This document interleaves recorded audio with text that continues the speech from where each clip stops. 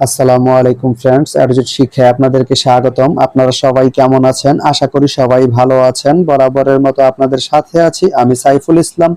চলে এসেছি নতুন একটি ভিডিও নিয়ে।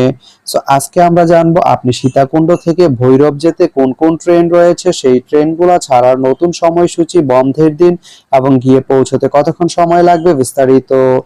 আমি যদি আপনাদেরকে ট্রেনের সময়সূচিগুলো বলে দেই, আপনি সীতাকুণ্ড থেকে ভৈরব যেতে প্রথমেই যে ট্রেনটি রয়েছে সেটি হচ্ছে কর্ণফুলী। কর্ণফুলী ট্রেনটি সীতাকুণ্ড থেকে ছাড়বে সকাল 10টা 32 মিনিটে এবং এটি ভৈরব গিয়ে পৌঁছবে দুপুর 3টা 33 মিনিটে। এই ট্রেনটির কোনো অফ ডে নেই। তারপরে রয়েছে ময়মনসিংহ মেল ট্রেনটি সীতাকুণ্ড থেকে ছাড়বে বিকেল 5টা 41 মিনিটে এবং এটি ভৈরব গিয়ে পৌঁছবে রাত 11টা 45 মিনিটে। এই ট্রেনটির কোনো অফ ডে নেই। তো আপনি সীতাকুণ্ড থেকে ভৈরব যেতে এই দুইটি ট্রেনের যে কোনো একটি ট্রেন ব্যবহার করতে পারেন। তো ভিডিওটি কেমন লাগলো অবশ্যই কমেন্ট করে জানাবেন।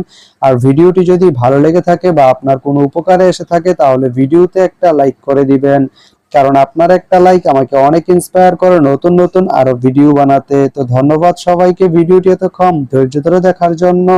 ভালো থাকবেন, সুস্থ থাকবেন, অ্যাডজেট শিক্ষার সঙ্গেই থাকবেন।